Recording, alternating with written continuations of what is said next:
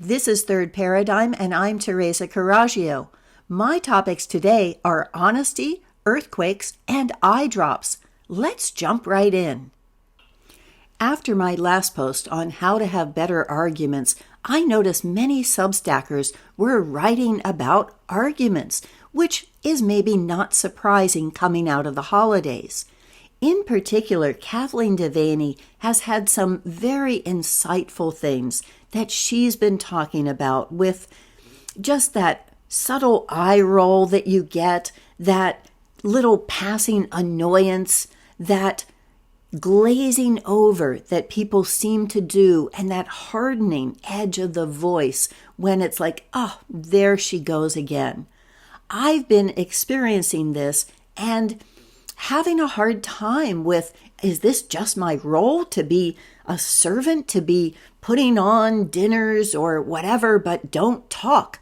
And that has been getting to me. So I was talking to my youngest daughter, and she is maybe a chip off the old block in being argumentative and somewhat contrarian.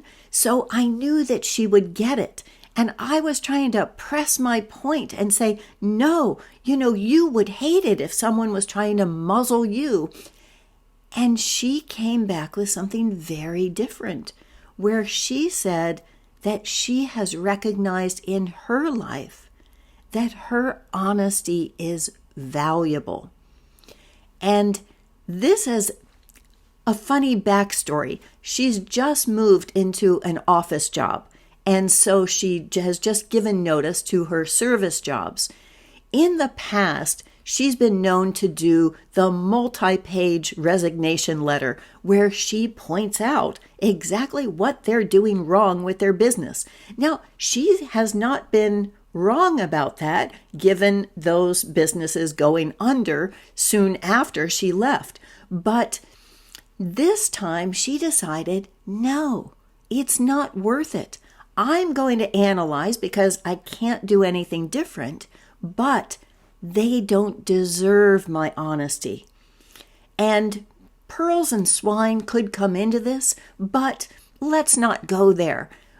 But I think that was something that really flipped the whole paradigm for me, where rather than thinking of myself as, oh, I'm doing these things, but I can't be myself, I can't speak without causing everyone to recoil in horror, but instead to think, no, they haven't earned it. They have not earned my honesty.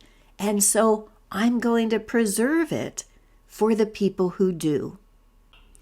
And then I wanted to read a couple of responses I got to my question about the Japan earthquake that Steve Martin told me about and whether that was naturally occurring. Specie wrote, the Japanese earthquake could be a natural phenomenon like Ben Davison at Suspicious Observers will tell you. And YouTube says Suspicious Observers is a pseudoscientific doomsday cult, so sounds like my kind of thing.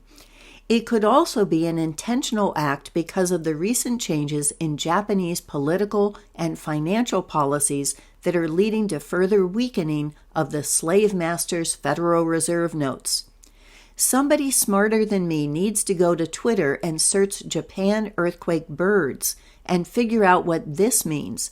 There are hundreds of pages of posts of massive formations of birds sitting in the streets, sitting on buildings, sitting on electric wires, and flying in unusual patterns in the sky. Something very strange went on there that doesn't occur often before, during, after an earthquake. Nikola Tesla said an earthquake machine was probable more than 100 years ago.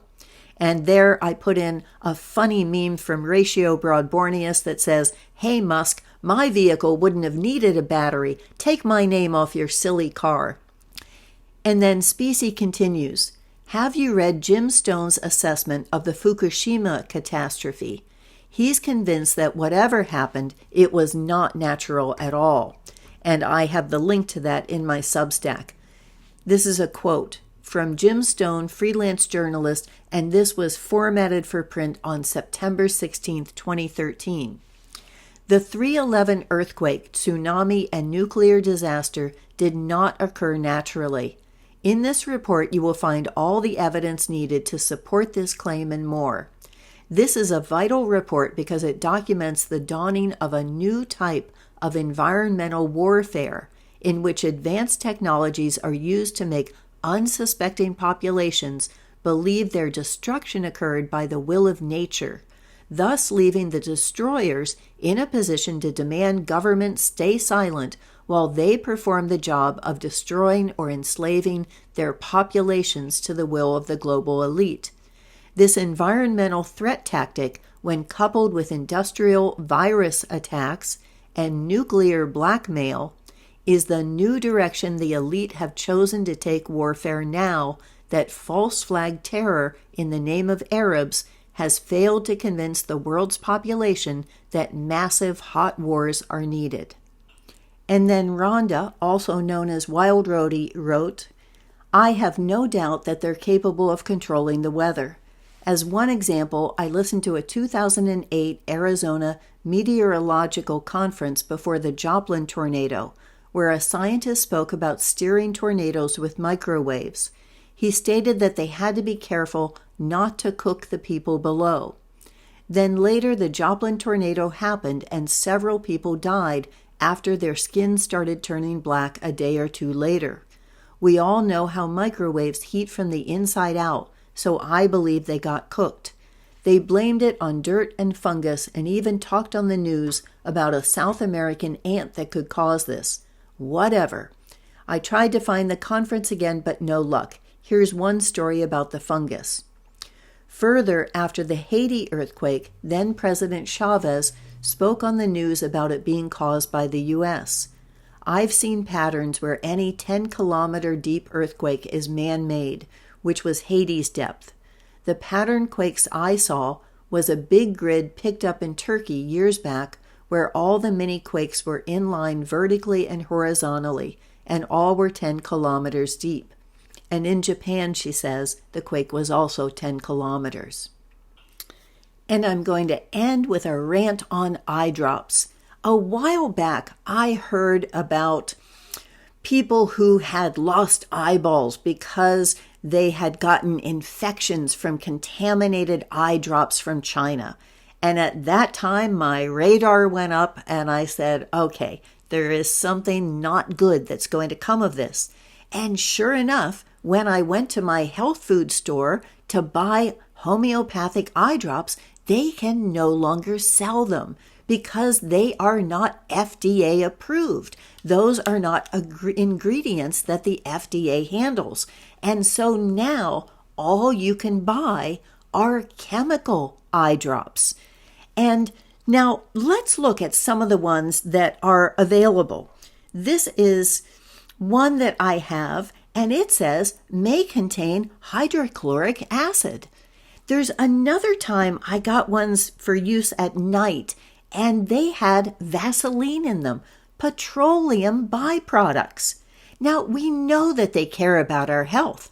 I just got from one of my daughters a pillow mist, and other than water and fragrance, it has 2 words that are 20 syllables that I can't pronounce, and I'm sure those are really good for my health, just like the fire retardant on my pillow and mattress.